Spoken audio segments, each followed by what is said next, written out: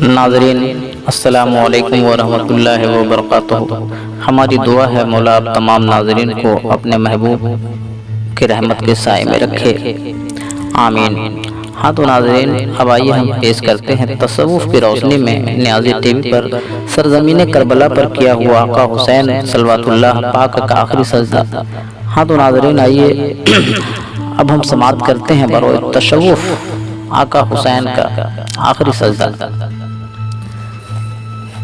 سجدے تو سب نے کیے تیرا نیا انداز ہے، سجدے تو سب نے کیے تیرا نیا انداز ہے، تو نے وہ سجدہ کیا جس پر خدا کو ناز ہے۔ حسین گھر سے چلا تھا خدا بچانے کو، حسین گھر سے چلا تھا خدا بچانے کو، بس اب حسینیت بچانا خدا کی باری ہے۔ گلی گلی میں اگر ہو رہا ہے ذکر حسین، کرم نہیں ہے یہ وحدت کی ذمہ داری ہے۔ محشر میں مصطفیٰ کو منانے کے واسطے، محشر میں مصطفیٰ کو منانے کے واسطے ہر شخص کو پڑے گی ضرورت حسین کی۔ میرے خلوص کو حیران کر گیا پانی، میرے خلوص کو حیران کر گیا پانی، کہا حسین تو آنکھوں میں بھر گیا پانی۔ کروڑوں سر ہے جنہیں بچاتی ہے نمازیں، کروڑوں سر ہے جنہیں بچاتی ہیں نمازیں، جو بچائے نماز کو وہ سر حسین کا ہے۔ غم حسین سے دلوں کو حیات ملتی ہے، غم حسین سے دلوں کو حیات ملتی ہے، ملے یہ غم تو غموں سے نجات ملتی ہے۔ شبیر سے سیکھے کوئی اسلام بچانا، شبیر سے سیکھے کوئی اسلام بچانا، آتا ہے جسے نیزے پر قرآن سنانا۔ واللہ اس جہاں میں وہ بندہ ہے لا علاج، واللہ اس جہاں میں وہ بندہ ہے لا علاج، جس کو علی کے بغض نے بیمار کر دیا۔ میرا خدا جسے عوض کمال دیتا ہے، میرا خدا جسے عوض کمال دیتا ہے، اسے حسین کی چوکھٹ پہ ڈال دیتا ہے۔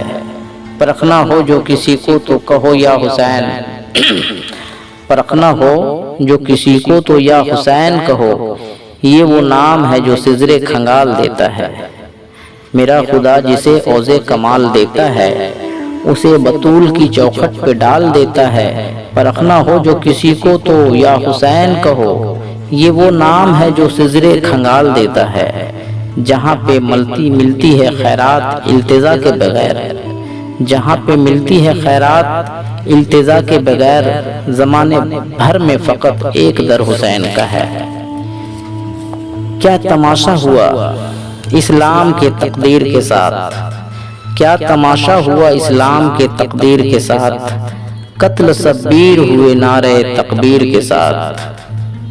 ہمارے عشق کی نسبت اسی قبیلے سے ہے، ہمارے عشق کی نسبت اسی قبیلے سے ہے، جہاں کٹے ہوئے سر بھی کلام کرتا ہے۔ کربلا کی ریت پر سویا ہوا ہے دیکھ لو، کربلا کی ریت پر سویا ہوا ہے دیکھ لو، مسجدوں میں ڈھونڈتے ہو کون سے اسلام کو۔ آج زینب کے لیے جو خیمہ عباس نے درود پڑھ کے لگایا ہے، آج زینب کے لیے جو خیمہ عباس نے درود پڑھ کے لگایا ہے، وہی خیمہ 10 محرم کو کچھ مسلمانوں نے مغرب کے نماز پڑھ کے جلایا ہے۔ آج زینب کے لیے جو خیمہ آقا عباس نے درود پڑھ کے لگایا ہے، وہی خیمہ 10 محرم کو کچھ مسلمانوں نے مغرب کے نماز پڑھ کے جلایا ہے۔ کربلا میں جو خیمہ آقا حسین نے لگایا ہے، وہی خیمہ کچھ نانق امتی نے مغرب کا نماز پڑھ کے جلایا ہے۔ نبی نے منی کہا ہے تو سوچنا ہوگا، نبی نے حسین منی وانا من ہو، نبی نے منی کہا ہے تو سوچنا ہوگا، حسین کا یا محمد کا سر ہے نیزے پر، صلی اللہ علیہ یا محمد۔ حضرت امام حسین علیہ السلام کی 1400 سالہ یوم ولادت، حضرت امام حسین علیہ السلام کی ولادت کے 1400 سالہ کی تکمیل پر ایک تحریری مقابلہ کا انعقاد کیا گیا ہے۔ اس مقابلہ میں مذہب و ملت کی کوئی قید نہیں، مضمون 14 اپریل 1984 تک پہنچ جانا چاہیے۔ اس مقابلہ میں 14 انعامات ہیں۔ پہلا انعام 1400 روپیہ، دوسرا انعام 1300، تیسرا 1200، اسی طرح 100 روپیہ کم ہوتے جائیں گے۔ موضوع آخری سجدہ بوقت اثر زمین کربلا پر ادا ہوا۔ از اخبار انقلاب بمبئی 20 مارچ 1984۔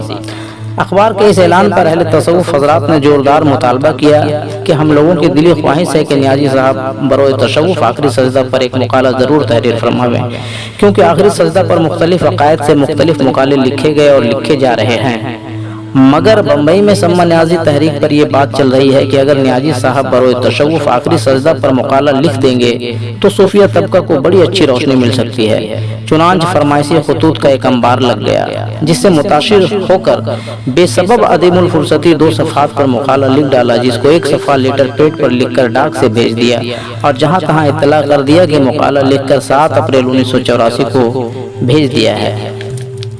نقل رکھنا یاد نہ رہا۔ مورخہ 4 مئی 1984 میں بمبئی میں یوم ولادت 1400 سالہ جشن میں میری حاضری نہ تھی، البتہ 7 مئی 1984 کو مجھے ایک ٹیلی گرام ملا جس کا مضمون یہ تھا: سما Niazi Jahangir Manzil Gonda, congratulation for winning east prize, distributor 4 May of Kaiser Bagh Bombay, جس کا مطلب یہ ہوا کہ میرا مقالہ انتخاب میں اول نمبر ہوا اور ڈاک سے رجسٹری ایک پارسل موصول ہوا جس میں ایک گجراتی رسالہ تھا، جس کے اندر ایک سرٹیفکیٹ میں انعام یافتہ عطیات درج تھے جو پارسل میں بھیجے گئے تھے۔ ایک نقرئی سکہ بوزن 75 گرام سکہ پر کربلا معلّہ منقش ہے، علاوہ اس کے ایک متعلق خوبصورت قرآن مزید مسلح قلم گلاس وغیرہ بھی تھے، اور بینک ڈرافٹ سے مبلغ 1400 روپے ملے۔ بڑی خوشی ہوئی کہ میرے مقالہ کا آخری سجدہ ادا ہو گیا کہ درگاہ حسین سے یہ سرفرازی ملی۔ جبکہ رفتہ رفتہ یہ خبر صوفیہ اکرام کو پہنچ گئی تو بے شمار تقاضے شروع ہوئے کہ انعام یافتہ مقالے کی نقل بھیجی جائے کہ وہ کون سا مضمون تھا، دیکھنا چاہتے ہیں۔ اب پھر خطوط کے بھرمار ہو رہے ہیں اور مجبوری یہ کہ مقالہ کی نقل نہیں محفوظ تھی۔ خیر، رف کے دونوں صفوں سے مسودہ تیار کیا جس میں کچھ کم و بیش بھی ہو سکتا ہے، جس کے لیے معذرت خواہی ہے۔ سما نیازی آخری سجدہ بروئے تصوف، جھکا کے سجدے میں سر کو اپنے، حقیقتوں کی چلائی آندھی، چراغ باطل جو جل رہے تھے حسین ان کو بجھا کے مانے۔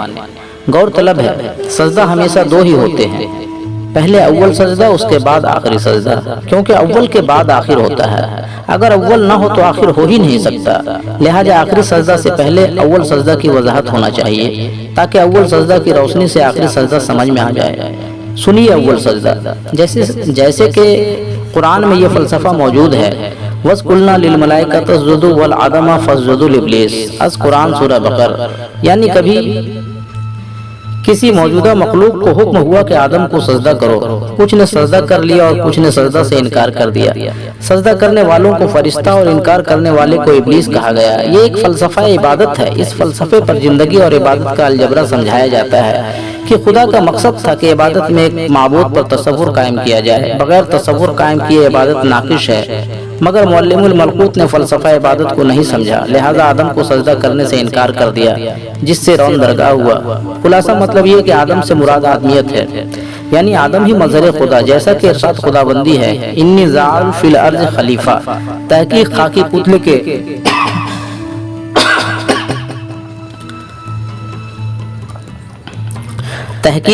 پتلے کے روپ میں اصل ہی جلوہ گر ہوا، مگر عزازیل اپنے تکبر سے ناآشنا رہ گیا۔ اس نے صرف مٹی کا پتلا دیکھا، نفخ تو فیہ من کو نہیں دیکھ سکا۔ بقول شخص سے گر نبودے جاتے حق اندر وجود، آب و گل راقے ملک کر دے سوزود۔